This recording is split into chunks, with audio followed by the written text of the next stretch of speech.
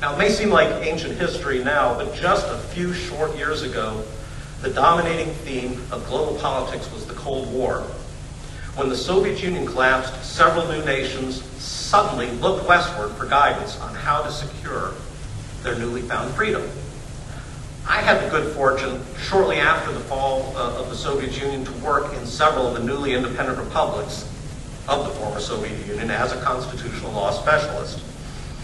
My job was not to try to impose American ideals on anyone. To the contrary, that was explicitly not part of the job.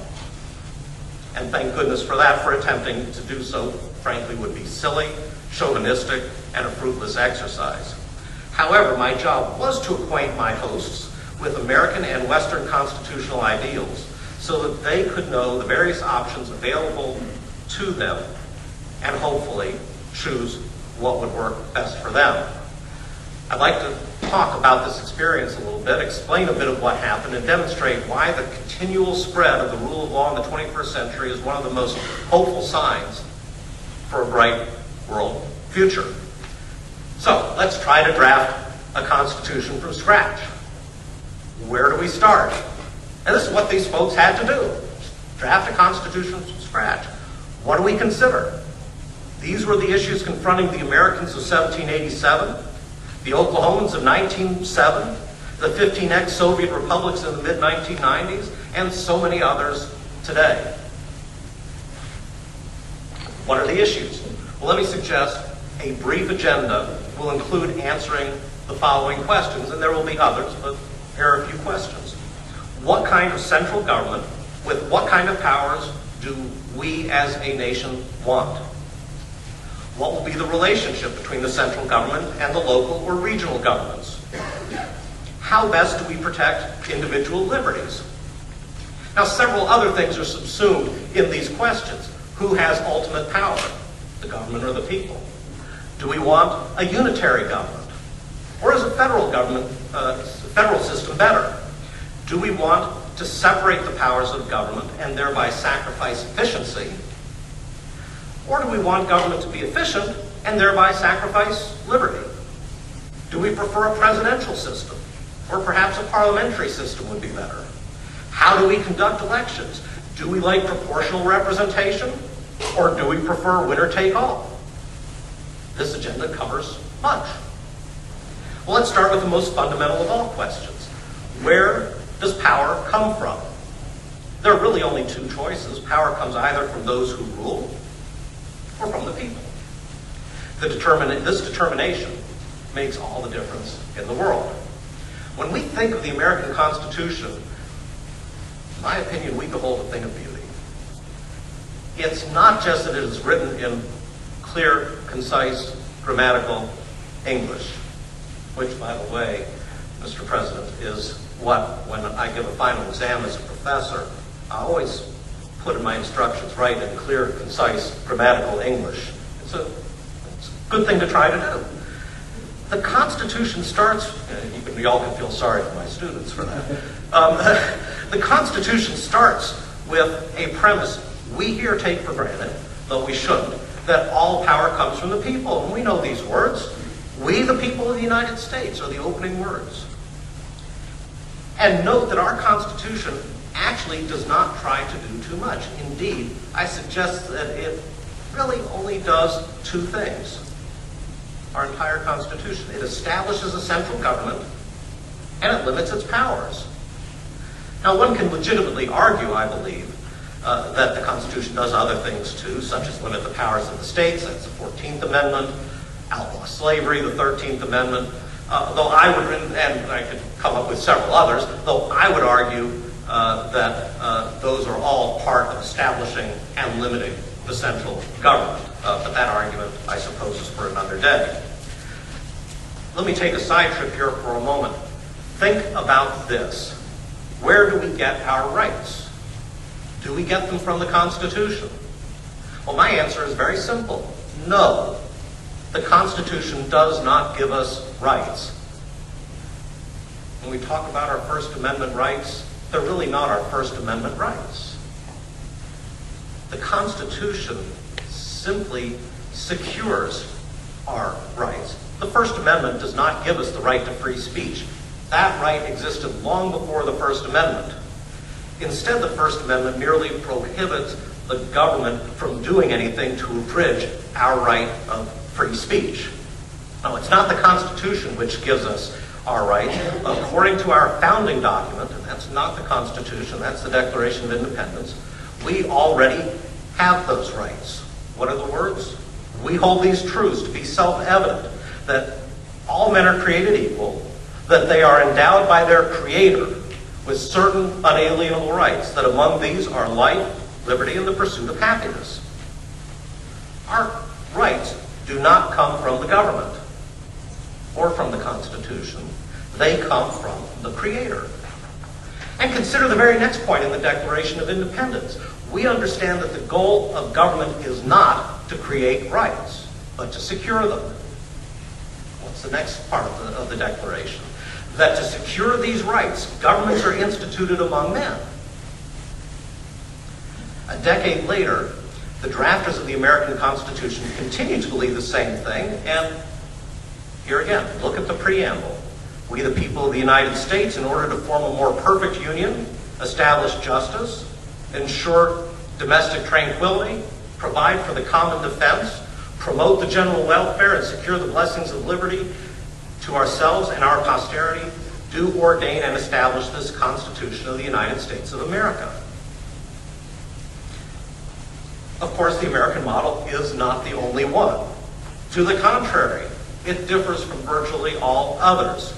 And when the newly liberated nations of Central and Eastern Europe looked for help, they had plenty of models from which to choose.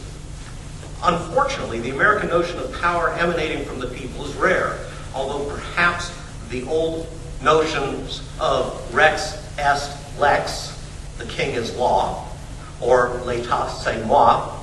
Oh, there are no French speakers in here who heard how I pronounce that. Louis XIV's I am the state. Those concepts no longer hold sway. It is much more common to see the central government as a source of political power. This distinction may seem small, especially where the fundamental law contains protections for individual rights. But as we move to discussing how to protect individual rights, consider this. Which system best protects liberty? The one where the state guarantees the right of free speech, or the one where the state is prohibited from impairing an individual's pre-existing right of free speech? The former was the Soviet model. Let me quote from the Soviet Constitution of 1977. Citizens of the USSR are guaranteed freedom of speech, of the press, and of assembly. That's Article 50 of the Constitution, the Soviet Constitution. The latter model is the American system. Congress shall make no law abridging the freedom of speech, or of the press, or the right of the people peaceably to assemble. Should we have positive rights, those rights the government guarantees, or negative rights, those where the government is prohibited from acting? Should the government provide a right to welfare benefits? And here again, I'm not talking about whether we should have welfare benefits. I'm talking about whether the fundamental law guarantees rights like this. Or should we be concerned with keeping the government from acting to inhibit individual action? Now, these are the kinds of debates one sees around the globe today. What individual rights do we or should we have? Remember, we're trying to draft a constitution here. Free speech, free media, free expression, free religious practice. Protections against unreasonable searches and seizures. Protections against cruel and unusual punishments, or in the words used elsewhere, torture. And don't forget the right to use and dispose of property, free from government interference. I want to pay special attention to one right that in the contemporary world is vital, and namely an equal protection clause. We adopted such a clause after the Civil War in an attempt to secure the rights of the newly emancipated slaves against unequal treatment from the states formerly in rebellion. It took a long time for the aspirations of the Equal Protection Clause to become meaningful. We unfortunately continue to struggle in this regard to this day. In other parts of the world, equal protection, though vital, is non-existent or virtually non-existent. We believe we must prohibit the state from treating citizens differently from each other simply based upon race, nationality, language, religion, sex, and other reasons which simply should not be a factor. And look, in modern democracies, the majority exercises power. The minority needs assurance that its place in society is no different from that of the majority. Minorities, especially national minorities, and this is what we see in other parts of the world in particular, are bound to feel, per Ludwig von Mises, like political pariahs who have no say when matters concerning them are being debated. Also, what's the best remedy? My suggestion is pretty simple. Limit the size and scope of government, keep government from interfering with the rights of any, and thereby protect all. By adopting a statement of rights as part of the fundamental document of society and by establishing a strong and independent judiciary, what we do is we empower every citizen of the country to enforce the Constitution. And though it often appears that those citizens who are doing that do so for selfish reasons, they're simultaneously, whether they even know it or not, doing so for society as a whole. Each citizen becomes a protector of the rights, the liberty of all. Okay, now individual rights, we've talked about sources of government power. What's next? Well, let's consider the separation of powers. The proud boast of modern free societies is that they are nations where the rule of law prevails. This concept that we are a government of laws and not of men and women is nothing more than the embodiment of the separation of powers. In our own Constitution, we established a central government within a federal system. States ceded a measure of their sovereignty to the central government.